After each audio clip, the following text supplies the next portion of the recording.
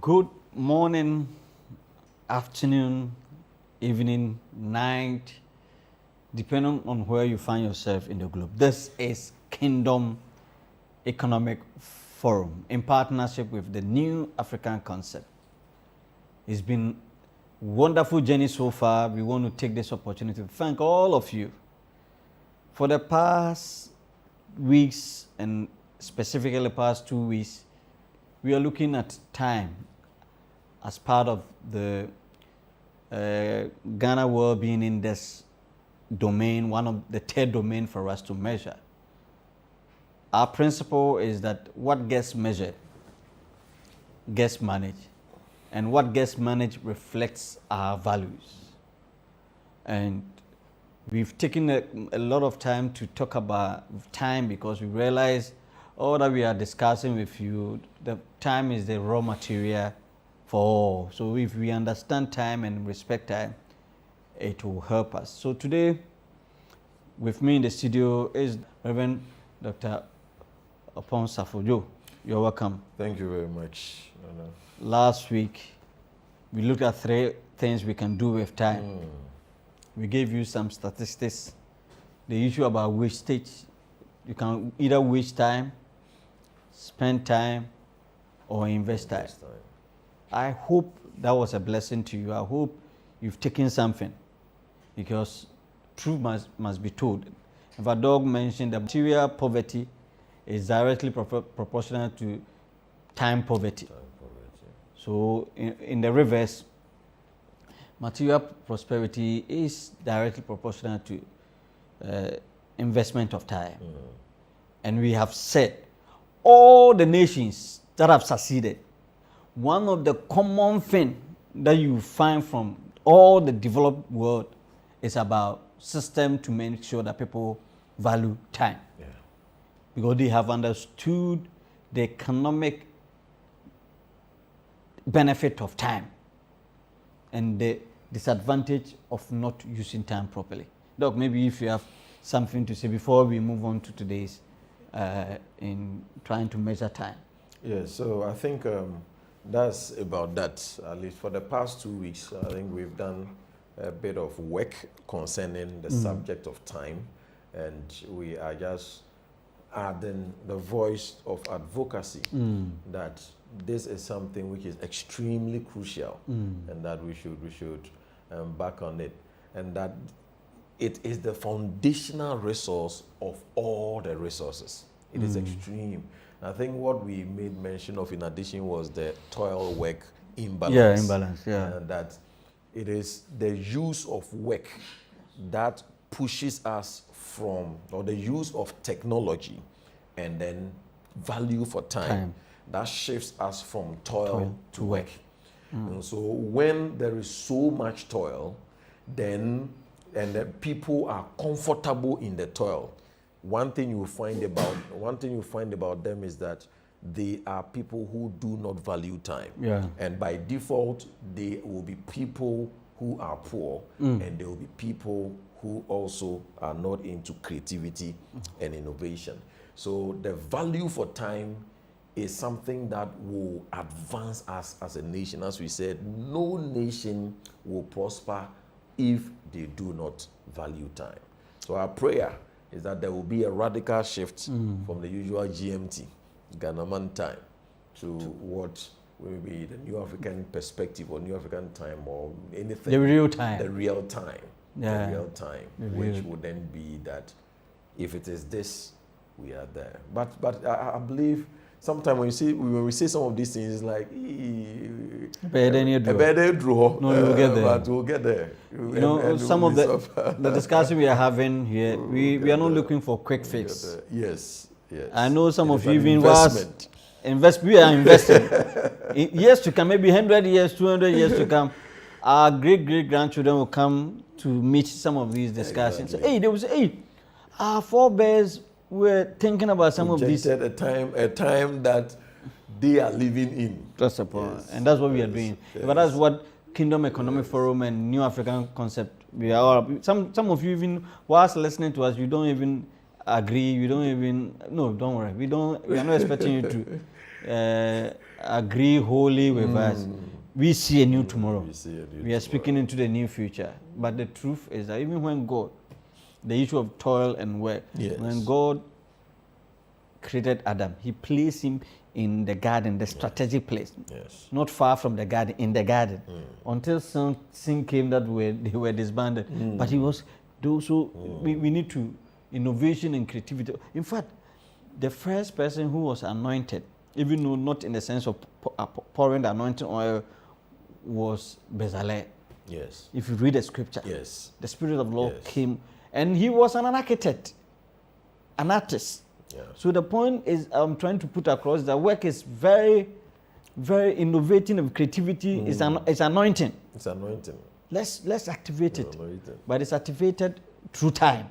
If you value time, it comes back. Yeah. So, Doug, we have been given all these background reasons. What are some of the reasons we need to measure time?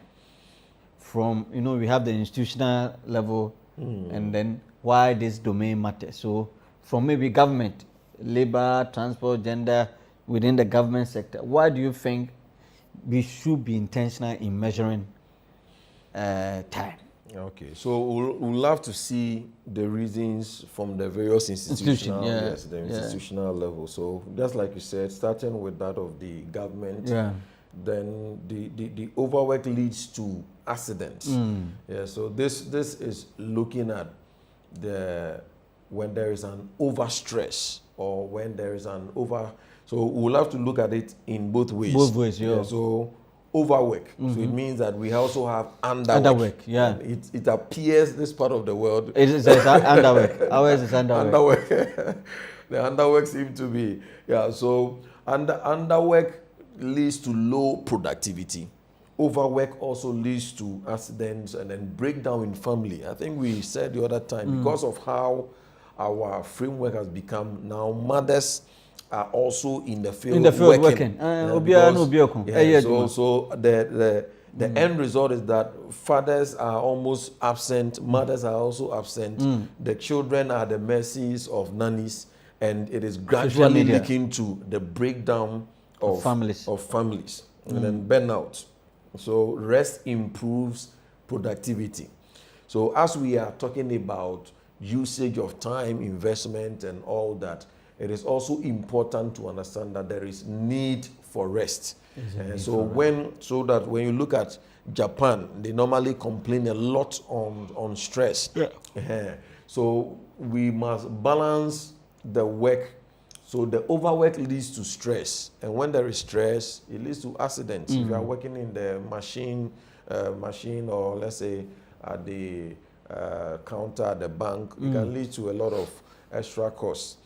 And underwork, which seem to apply more to our context, also leads to low productivity, poverty, then corruption. So it is a carbon chain. So underwork, underemployment, low productivity, poverty, corruption, etc., etc. In fact, ours, in terms of overwork, has to do with toiling. Yes. Ours is the toiling. Using toil overwork. Carrying blocks, just things that technology. And somehow that is what we think as work. We take as work. And we take. You need to say, hey, the assumption is, okay, my year juma. That's a infrequent. Why juma say? Our minds are lazy. We are using the physical ones without applying the mind. So it's important we look at that one from the traditional council perspective. Yes. So with that too, we know that from our culture we've had that of festivals and then also rest days. So the idea was that I think that maybe on this day we don't go to the farm or we don't go for fishing. The idea was to also have time for the family. Have rest for the land itself, or the sea itself, and then also rest for the family. Good. So that by so doing, it's just like a holiday. You can have time for yourself, your body and its mechanism, and then also the people around you. So you could see that the import of some of these traditional styles were very great. Like the festivals, family reunion kind of thing.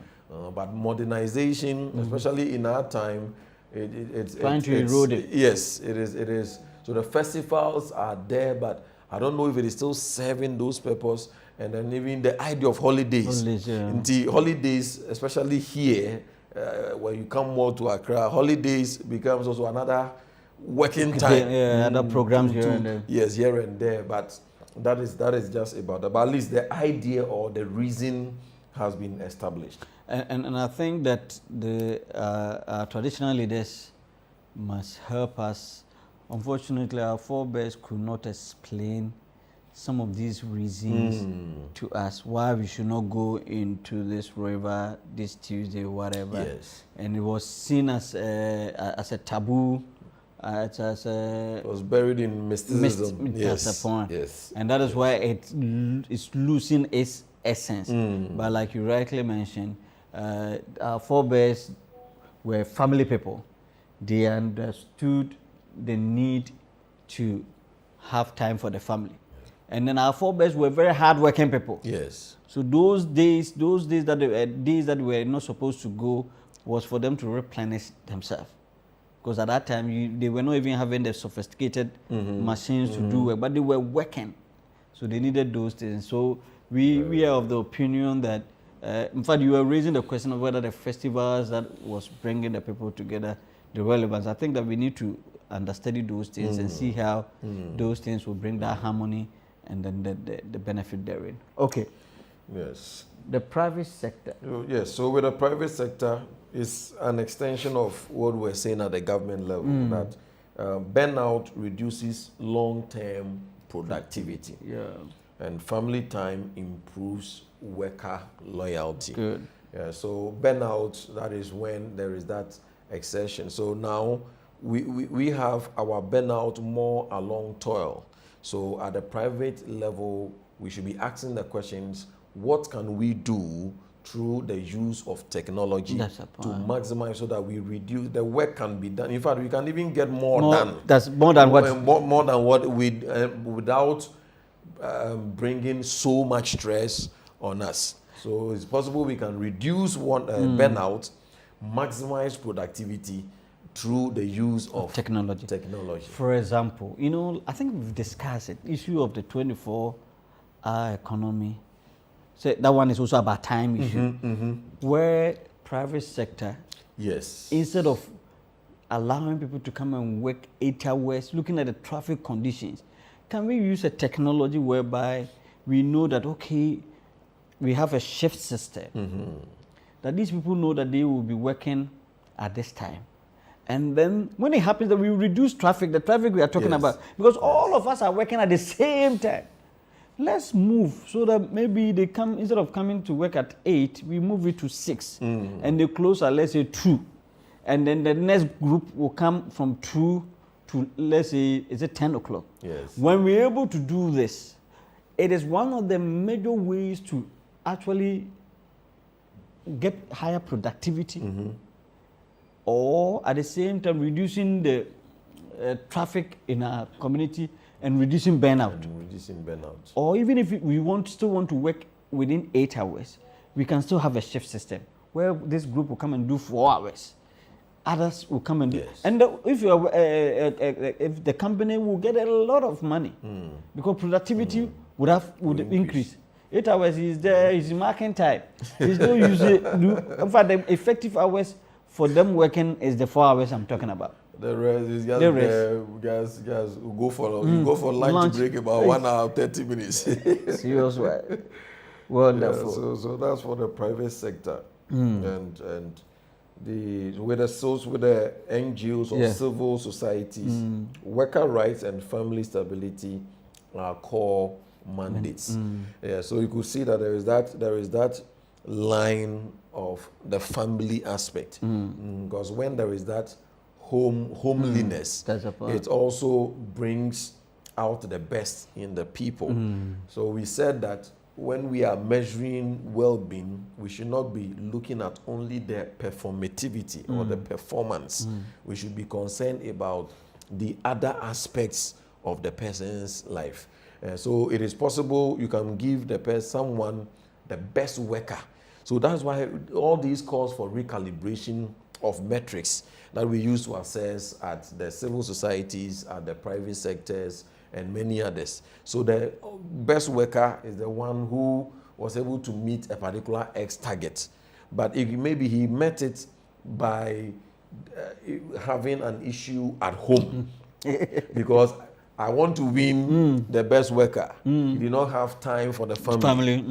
Imagine a company, we are running a company, and then as part of the metrics to assess the best worker for the year, we call your wife and assess your home life. That's a point. We call your children. We visit them at school, and then how is daddy? How is this? We check maybe church. We check your neighborhood. Check maybe your whether co-tenants or people within your environment. And then we put all together to, in addition to now the performance at work, to now scale that this is the best worker. How beautiful it is. It's going to be beautiful. What gets measured gets managed. And what gets managed gets done. It's possible. What about the faith-based, whilst we are talking about this time, and then the rest and all that. Now you go to work from Monday to Friday. And then if you're a Christian, look at the church programs. Yes. I think we have not been fair with ourselves. I think we need to sit back and then reflect. Unfortunately, those in Accra, as far as evening services are concerned, it's a serious it's affecting. But the church hasn't sat back to do a research to critically understand the reason and then restructure our program. We want to use the same method, coming to church in the evening. At the same time, things have changed. Let me put it this way. So in terms of time, usage of time, the role of the faith base is very important. How they can help their members to be able to use time well. Some of them even still think that if you have service on Zoom, you are not spiritual. But you are talking about time. If you have church service on Zoom, they have not still come to terms to know that it's one of the tools to help us to manage time. Yes, and maximize productivity. Yes. And we are still fighting. We think we still want to journey all the way and then come and then converge. And the people are not able to do that. Trust me. He's worked. He's tired. The traffic. These are things, realities. Because if he closes around 5, he'll get into traffic. And then by the time he gets home, it's about 8. How can he come to church? So let's use technology in this way too. We also say that they should have time for their families. Yes. So if after closing from work and come to church, and then how is he going to have time for? So we need to use technology to. I'm talking about balance. Yes. I don't know whether maybe I'm not making my point well. It makes, because that is what cultural, or shall I say, the dynamism of civilization brings. So at the end of the day, we must not compromise to losing the content, but we must ride on the technology available to really, so that if there is a particular meeting that could easily be done online for us to really get it, why should we come all the way in person to really do it? Which will put in more, we have to maybe get a venue, or if it is even the church, maybe it will bring some cost. All of us burning fuels to come and converge. And then let me say, this one is a practical one. I remember I was in my, there was a program in my church that the pastor said once a month, when we come to church, after service, we'll be praying. Okay. And that when you are tired, you go home. And I said, so for this one day, the next day is Monday. Why don't we say, okay, because we want to edify ourselves, okay, after church service, they have additional 2 hours, those who have time, so that the Join person in. knows that within 2 hours he's going to pray. But you are telling me that you pray. So most people, actually, most people are not so mature to say that. Okay, I'm going. Yeah, well, when he's leaving, you will feel. Oh, I advised this my Osofo, and he still didn't. But I told him that media, I have budgeted that after service I have 1 hour to, but after my 1 hour I will leave you. Unfortunately, I was also the presider, but I left. and it doesn't make you less spiritual. No. I left. Yeah. That's why maybe they reviewed me. No, I left. I told them, no, I can't do this. So what? This the next day I'm going to work. You are telling me I should pray when I'm tired. When she said we don't know when we are. I said, no, this one you review me. I'll go. This is a very serious issue. I'm saying it in public. They reviewed me. I'm saying, okay, I'm going. It's interesting.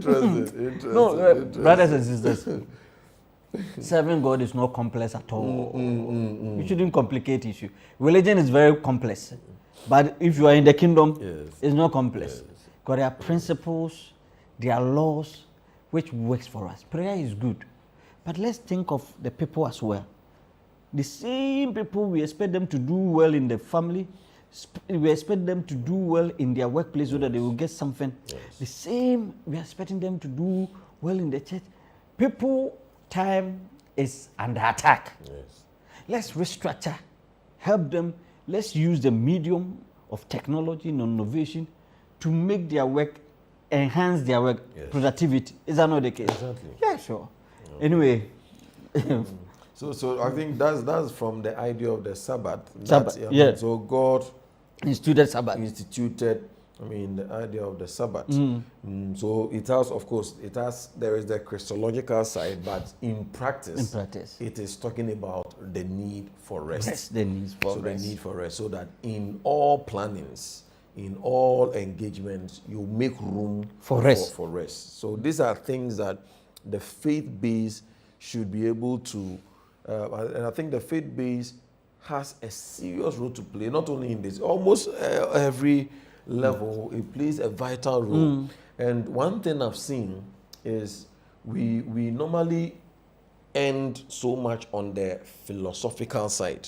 That is the teaching, the preaching. But we are not intentional in the practical. Yes, we don't translate it into practical. No, we don't. So this is just to encourage those of us who have opportunities Sunday in, Sunday out, or various platforms. And you are teaching your software.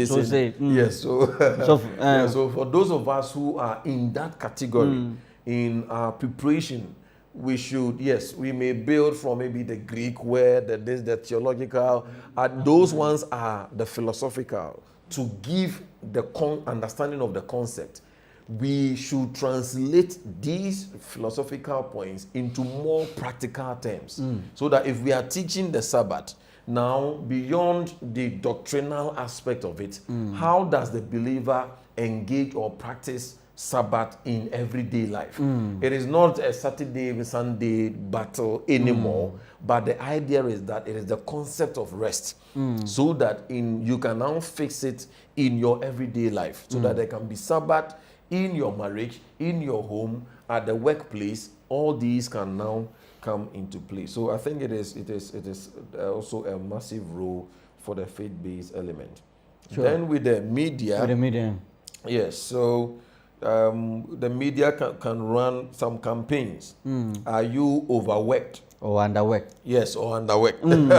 We need to do that. Yes. So are you underworked or overworked? And now, as we said, the media is not the final ground when it comes to research, but at least the information that they will have, it will give us a fair idea. So they can do a call-in session. Do you feel you are overworked or underworked? Looking at your potentials, looking at everything together, you realize that, I'm underworked. Or if you are overworked too, you can also let us know. And these data then informs the government, the churches. So if you are So if you are a church and then you run such a research for your people, and then let's say you are a congregation of 200 people, and you have almost 85% of your church members indicating that they are overworked.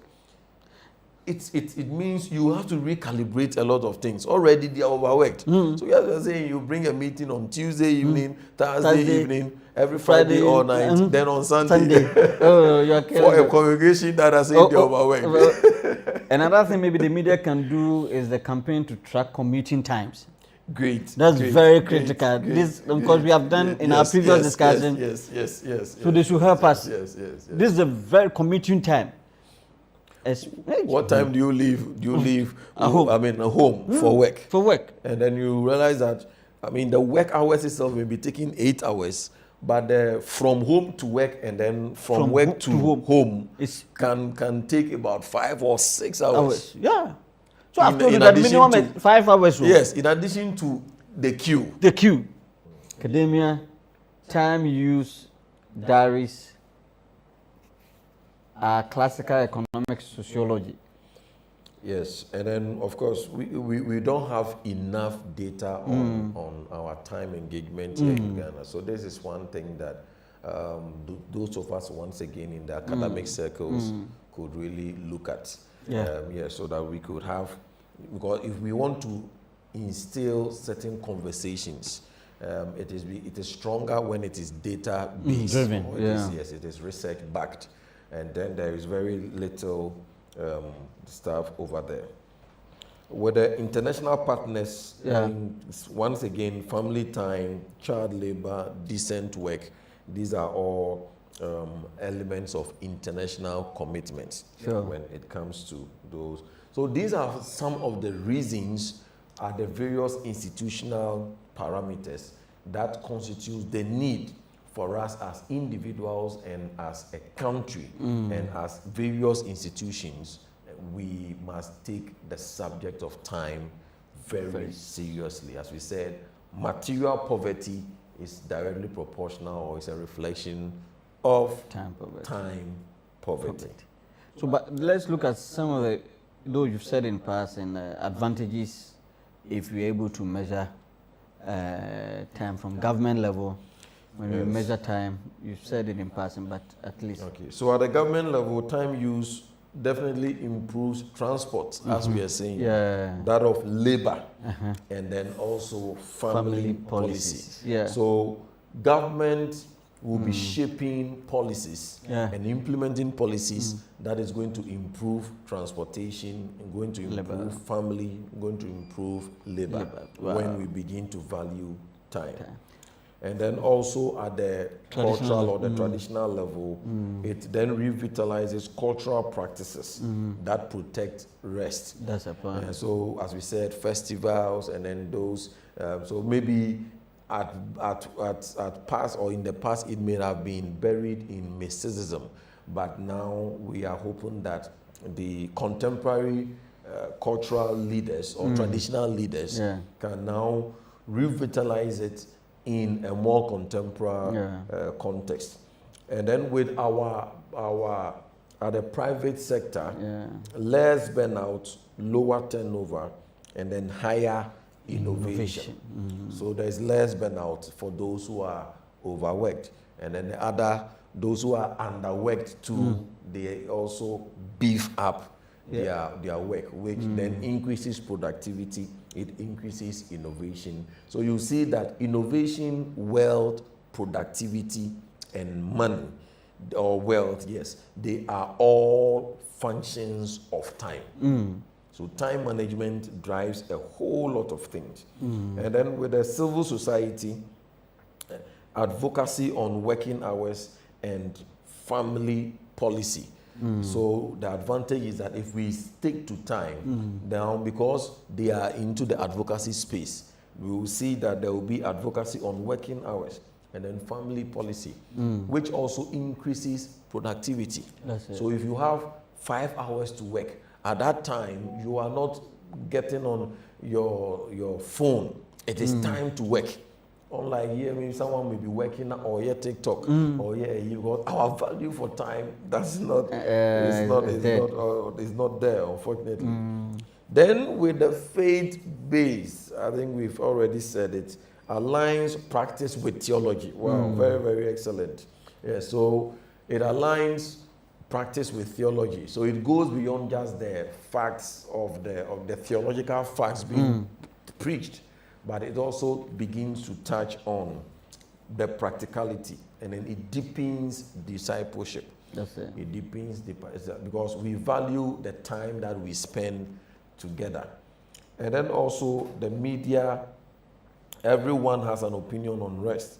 So there is that high engagement through the calling sessions, through the campaigns that will be done or that can be done with it. And then also there is rich data for publications across disciplines. The academia. Yes, the academia, because now there is very little data. Well, we are not people so much into time. But when we begin to, when time becomes a subject of interest, by default, the attention of the church will go there, the attention of the media will be there, and definitely the attention of the academia will also be there. And then ultimately it fulfills the ILO conventions on working time and rest. So at the international level, there are conventions that engages how labor. That is why we frown on child trafficking and child labor. So when it comes to how time should be engaged, when it comes to labor and many other things of this sort, the international or the global level also has certain recommendations. And if we take it up as a nation, then we will be able to also align ourselves with global or international recommendations on the use of time, especially on working time and then rest.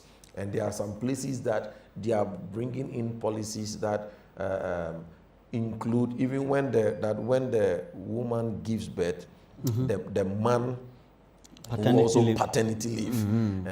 That not only the woman. So all these are policies that come to bear when the people value time. That what can we do so that it will reduce stress, or even if the man will be spending maybe half of the time. Let's say if it is 8 to 5, the usual work time, then maybe by 12, because oyira wuntino and na just look at the beauty. The value of time undergets everything. And we've said that we've connected time already to life. That life is time and time is life. So anybody or any person that does not respect time does not respect life. And any people that values time automatically will value life. Any people that value time will value life. We've tried to see why there is a need for us to measure time and their advantages therein. Next week, we are going to look at the tools that we can use to measure at all the various institutions. And then the risk, we will look at the risk and propose mitigation measures to minimize the risk therein. We appreciate your time. This has been Kingdom Economic Forum. And we still remind you of the Kingdom Driven series book that is coming out. Prepare as we launch it in the coming month. Or definitely in the coming month. Prepare and get a copy. Until we meet again next week. Bye-bye.